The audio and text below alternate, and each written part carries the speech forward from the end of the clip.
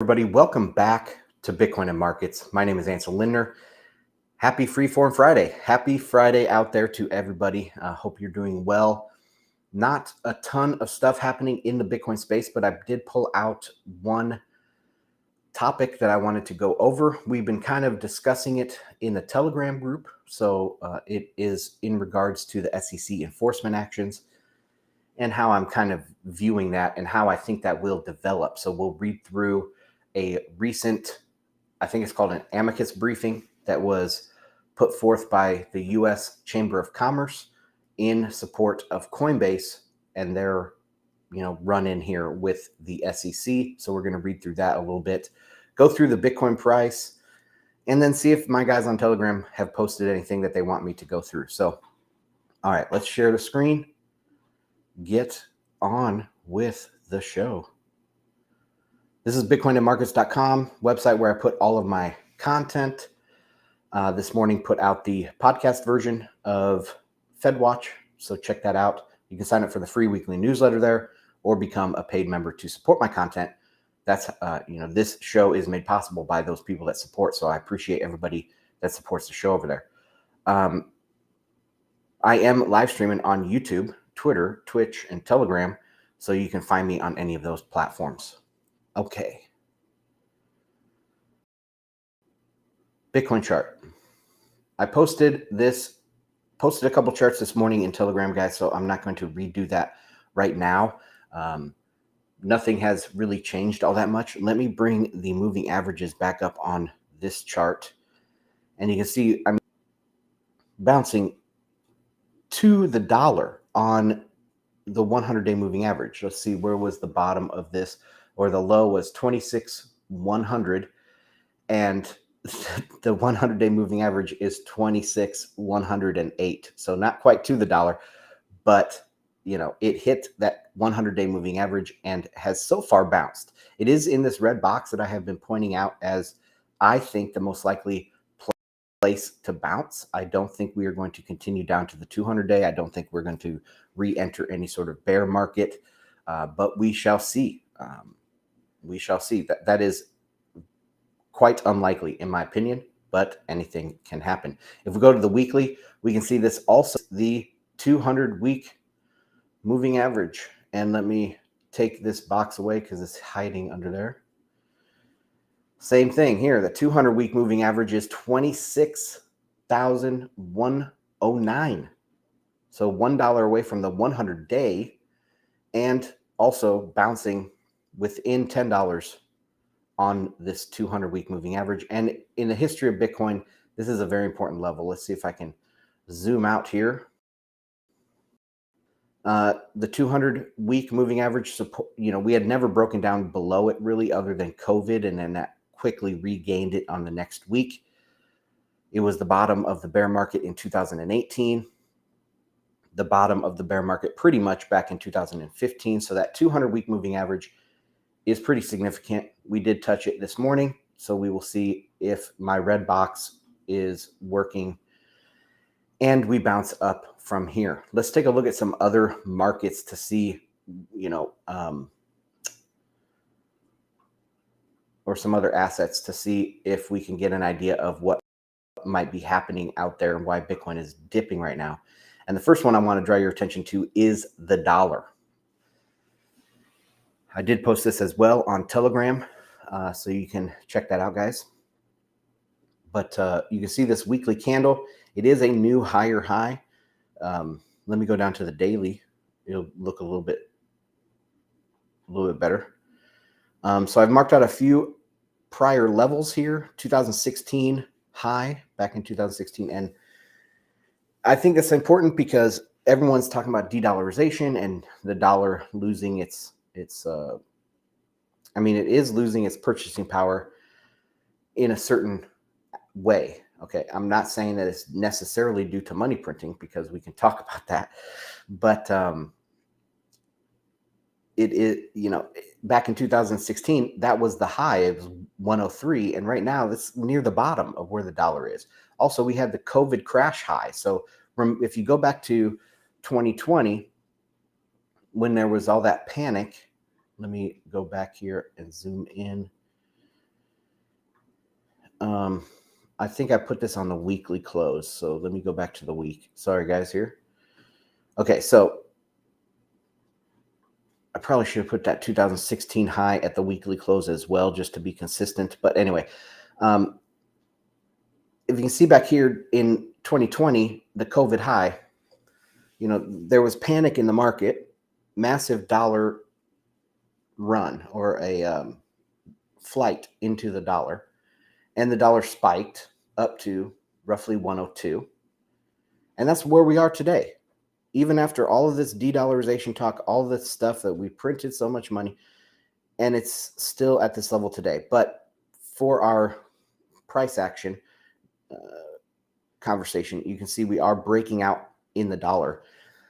For a long time, I've been waiting for this breakout for a long time. And I've been calling for a stronger dollar due to a deflationary thesis at the end of a credit cycle. We should not expect the dollar to weaken. We should not expect there to be de-dollarization, at least voluntary de-dollarization. Okay. There will be involuntary de-dollarization because there's just not enough dollars, or there's no access to dollars for these other countries. And so they're exploring monetary alternatives. That's why we hear so much out there about all these BRICS currencies or using the yuan or whatever. Some of it is propaganda for sure against the United States, but there's nothing.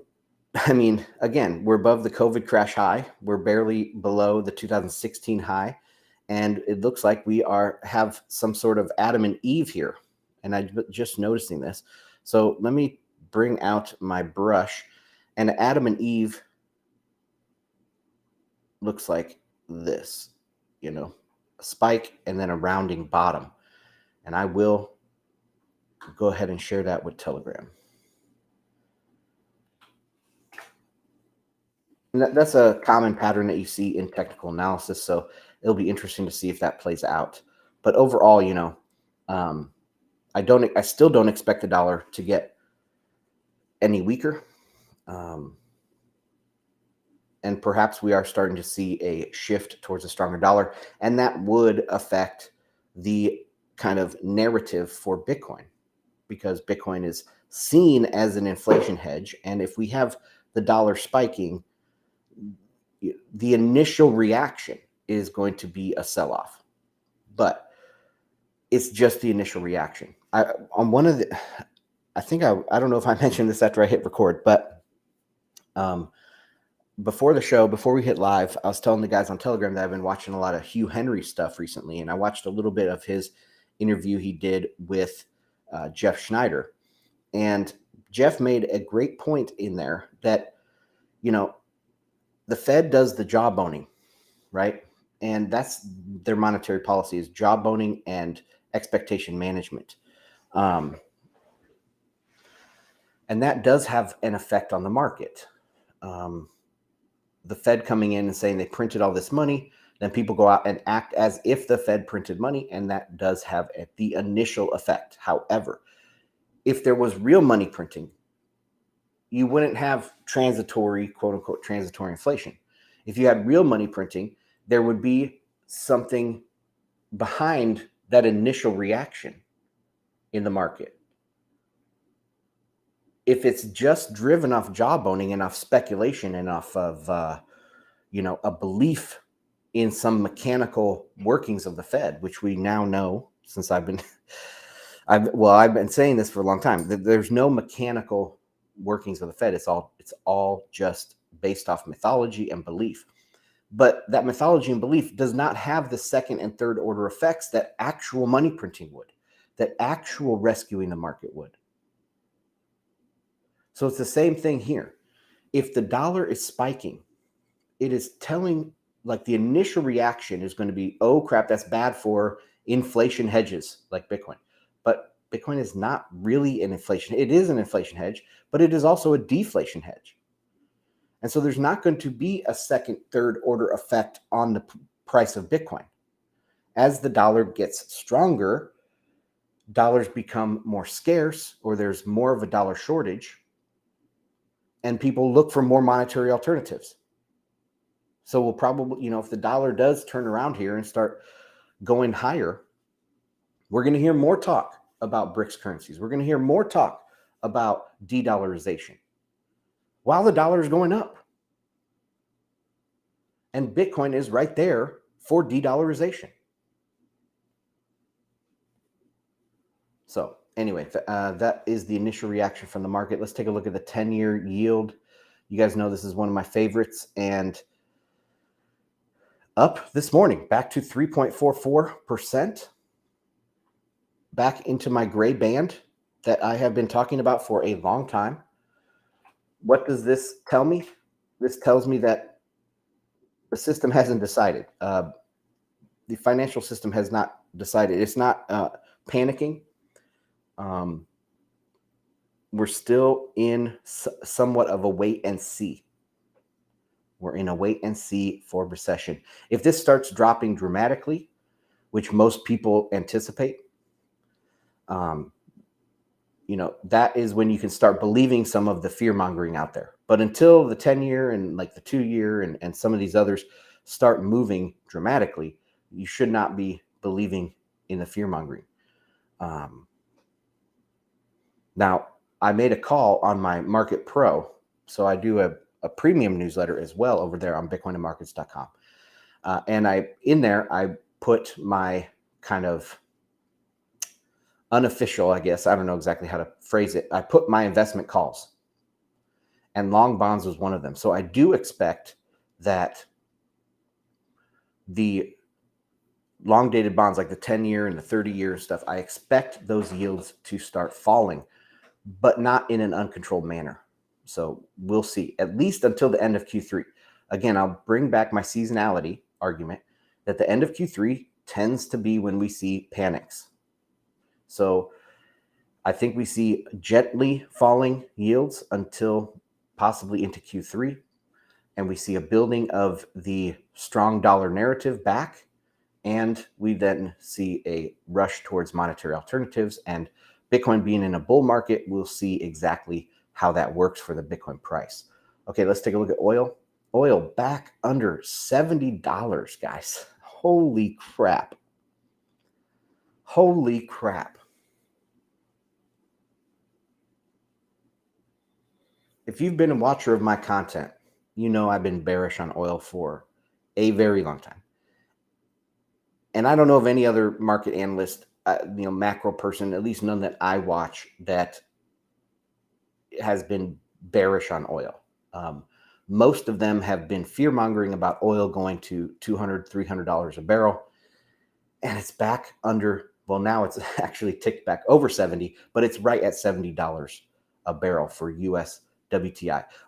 Trump had that town hall on CNN the other day, and he was asked about what he would do to, help inflation or help the economy. And he just had 3 words: drill, baby, drill.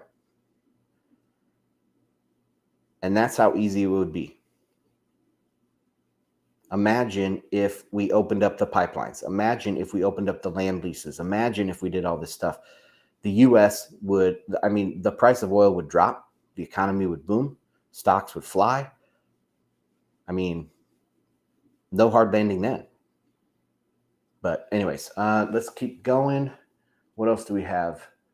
And let's take a look at gold. Gold did actually hit a new all-time high, which I was not even aware of until yesterday when I went back and looked and measured it out. But it did hit a new all-time high. Could be a fake out, though, right? Could be a fake out. It is struggling right now. And if the dollar does turn around again, we're going to see the same initial reaction out of gold. Okay, now let's go on to, I guess, the main story. I don't really know. But this is the United States Court of Appeals for the Third Circuit regarding Coinbase on petition of a writ of, okay, I'm not going to read all this stuff. It's an amicus brief in support of petitioner, which is Coinbase. All right, let's go down here and read what they have to say. First off, I want to say that this Chamber of Commerce is a private company. It's tax exempt, like a nonprofit.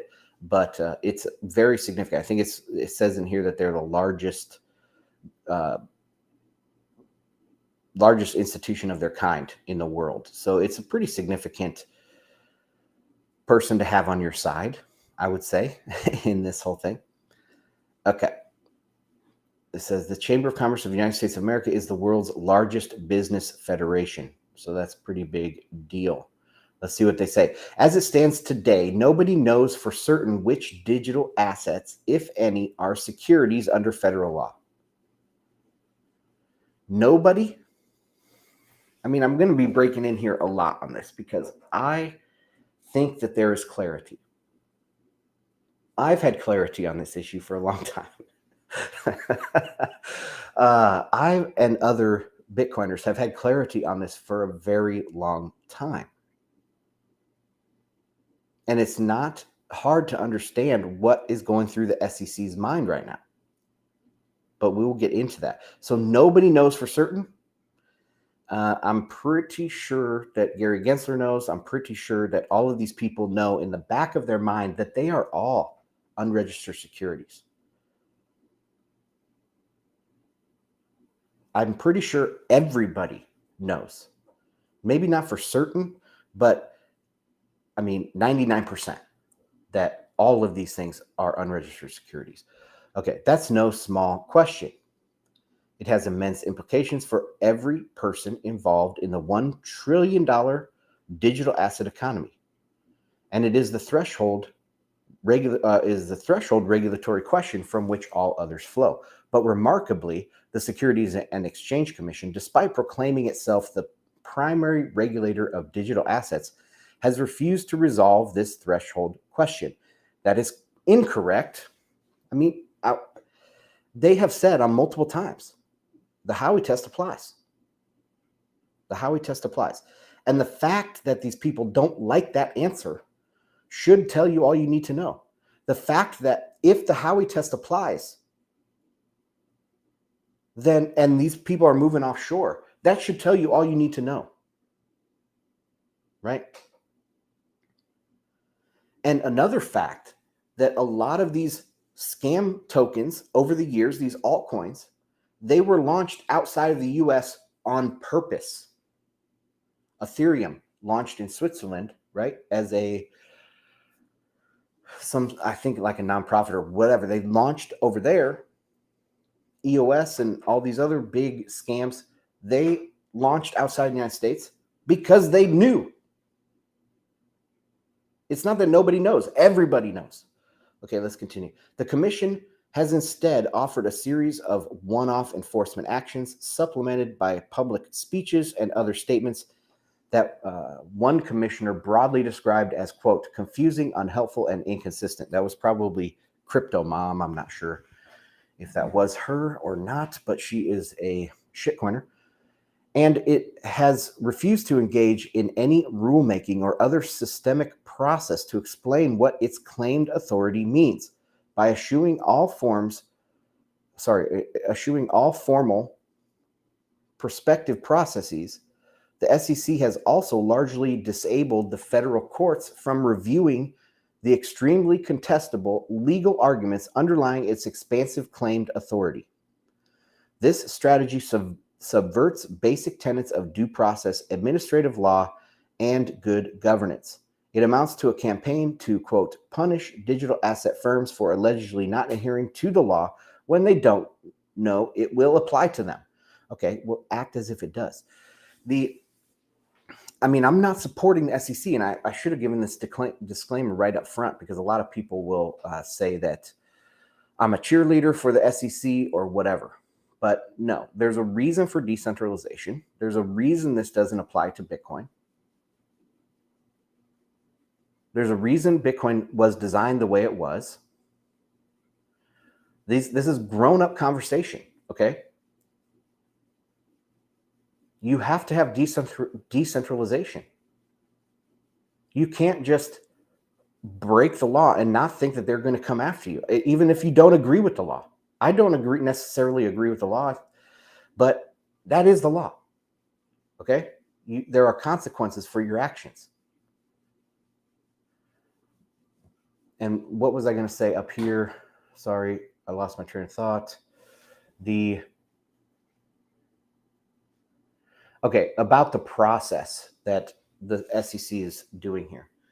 So I think it'll come up here in a second, a little bit later on, but the process, it's understandable because the SEC is manned.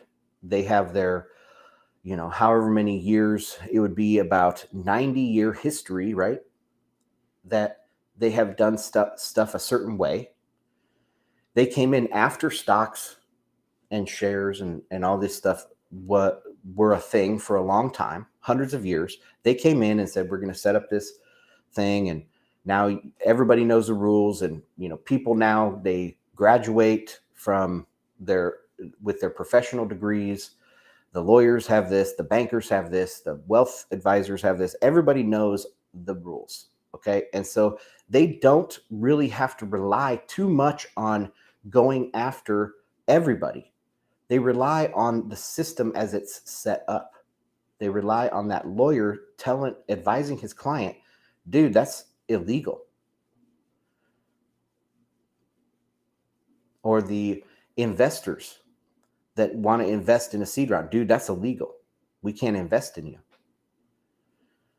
So the system itself is set up in a way to alleviate a lot of the burden on enforcement.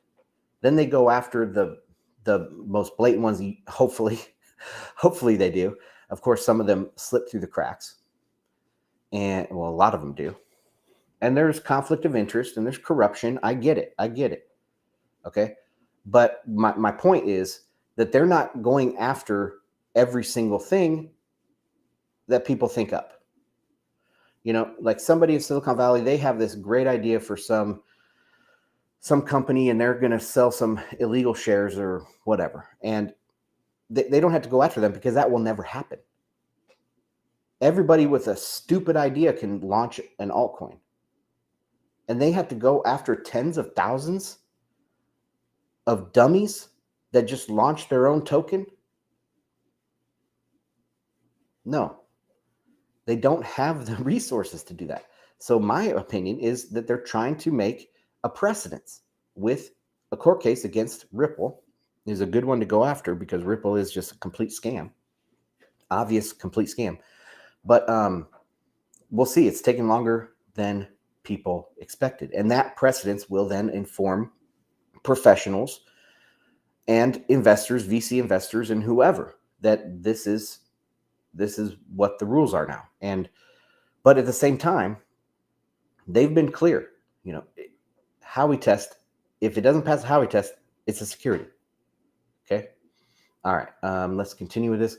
Seeking to improve this untenable situation, Coinbase petitioned the SEC in July 2022 to initiate a rulemaking regarding digital asset securities. It urged the commission to answer basic questions such as which digital assets are securities. Basic? All of them. If they don't pass the Howey test. I mean, do you want the SEC to respond?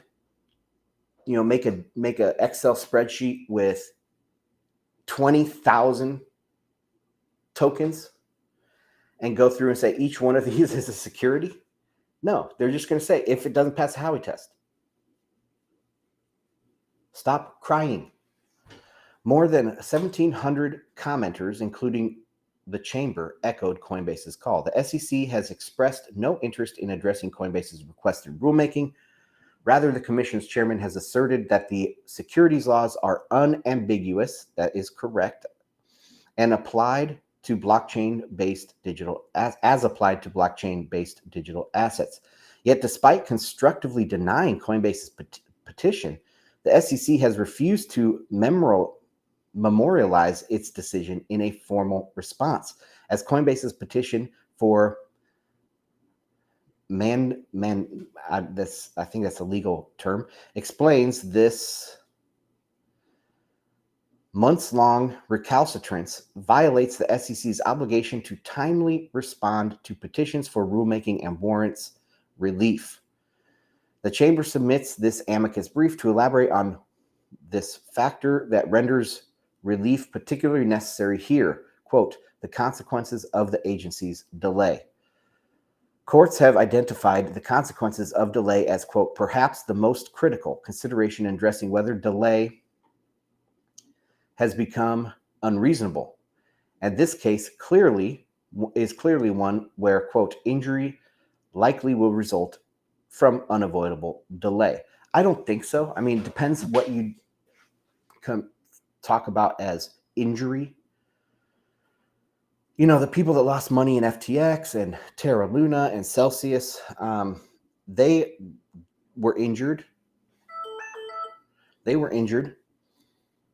So this delay kind of stops some of that crazy scamming. So what's the totality of the injury? Probably not very much.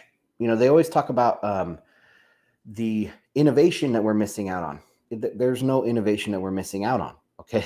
I mean, maybe a tiny bit of marginal innovation we're missing out on. Maybe. But tell me what it is. Tell me what you think is so beneficial to this. And they do cite one example in this brief, and we'll get to it. An agency's justifications for delay must always be balanced against the potential for harm. Here, harm is a certainty for two reasons. No, it's not. Not the totality of the harm. First, the SEC's continued refusal to resolve Coinbase's rulemaking petition and its attendant refusal to engage in rulemaking specific to digital assets is causing substantial economic harm to both Coinbase and the broader business community. Well, if Coinbase is breaking the law, the SEC doesn't care about that, you know? Okay. Second, the SEC's inaction substantially nullifies rights guaranteed by the Due Process Clause and the Administrative Procedures Act.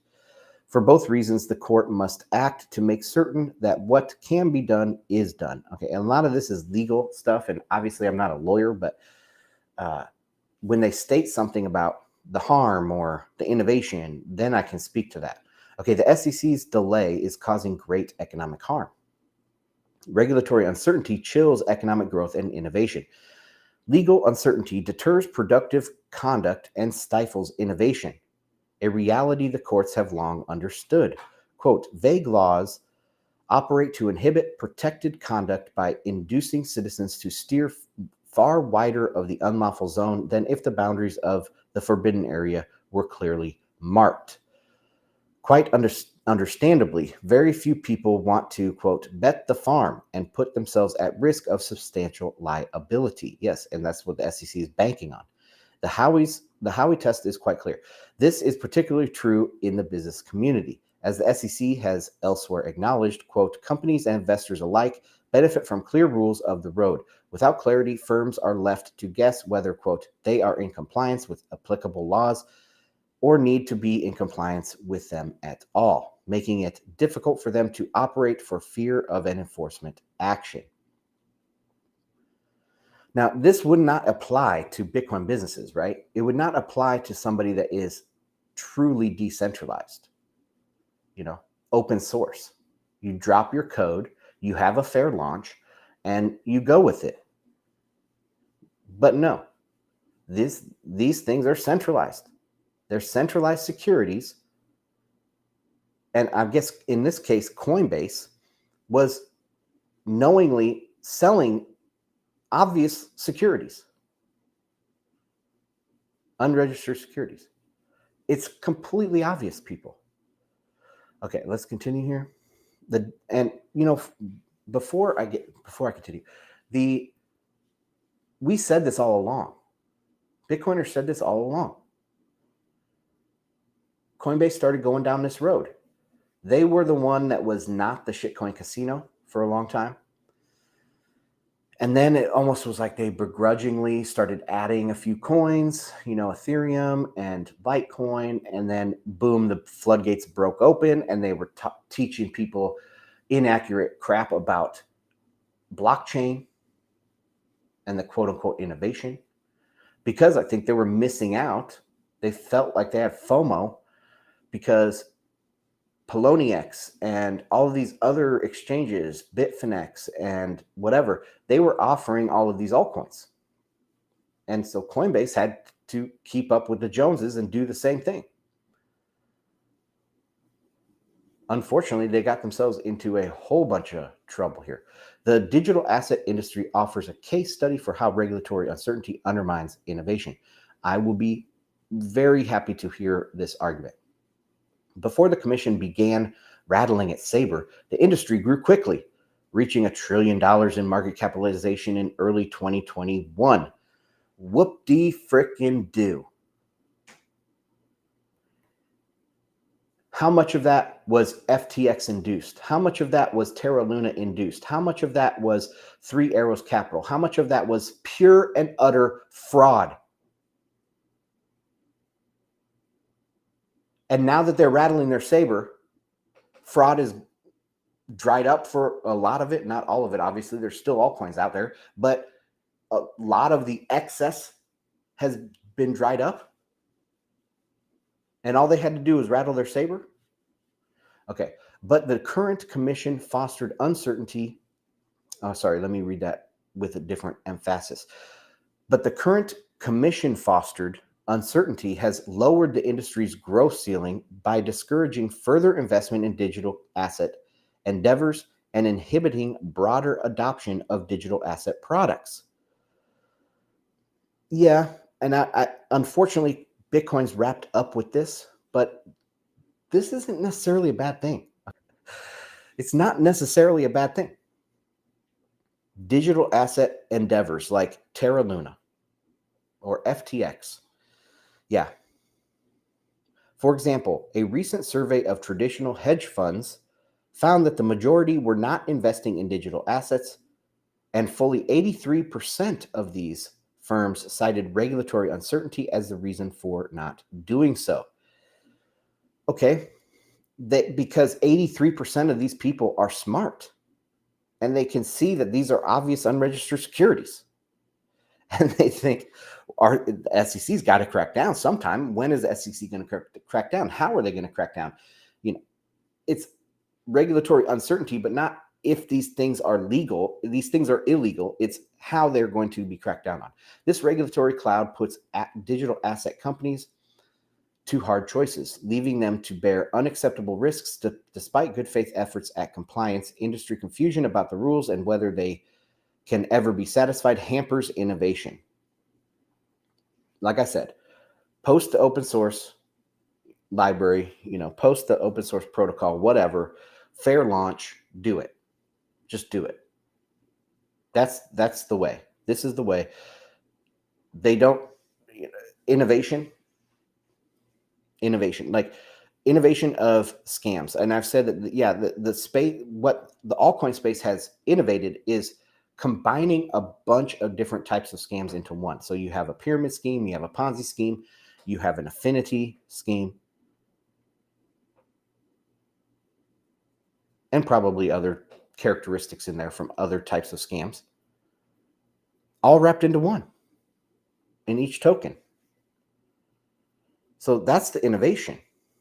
For existing products, there is an ever-present risk that the SEC will suddenly file an enforcement action seeking a massive penalty. Let me read that again. Sorry. For existing products, there is an ever-present risk. Okay, so existing products like scam tokens, altcoins, there is an ever-present risk that the SEC will suddenly file an enforcement action seeking a massive penalty. Okay, but who are they going to fine? Can they fine Satoshi? Can they fine Bitcoin? No, they fine centralized parties.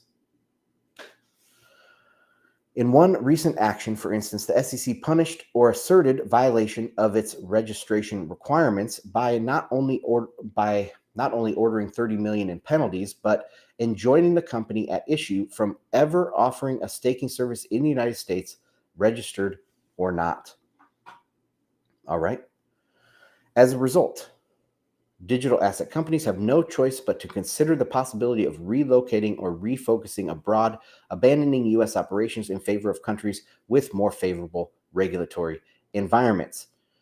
I mean, there's a lot of, I don't even get this because, like I said, if you have to move abroad to do your scam, then you're admitting that you're centralized. And in this case, I think they're talking about cracking. Okay, so exchanges. Yeah, exchanges is going to be a weak point.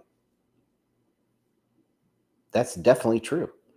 Just like banks are a weak point, or any sort of licensing is a weak point for attack by the government. But that's just the way it is. Hopefully it gets better. But this, I guarantee that this type of pleading is not going to make it any better. This dynamic does not just injure digital asset businesses, it undermines broader American economic and strategic interests. Quote, with less innovation, investors have fewer opportunities for growing their retirement savings, and fewer jobs are created to drive the economy and promote growth. Maybe, but look at how much FTX put towards savings. Zero. They were negative. They siphoned money off. A lot of these scams siphon money off. They siphon money off of Bitcoin. People should be investing in Bitcoin, and then the value of Bitcoin will grow for their savings. But instead of doing that, they invest in Terra Luna and some of these other scams. So again, what is the net totality of this? It's not clear cut one way or the other. Let's skip down here. Running out of time, guys. Running out of time. So I want to see.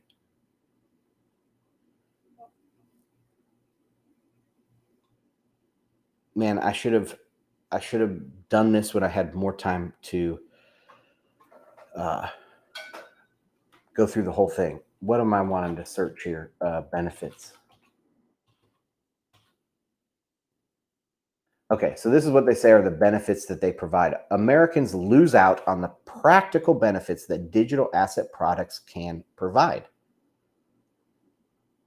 This better be huge, such as making the financial system more inclusive for the previously unbanked. Oh boy. Oh boy. I mean, if you're new to my content, which I don't know how many people watching live right now are new to my content, but if you are, there's not much benefit in banking the unbanked. Unfortunately, I have to say that.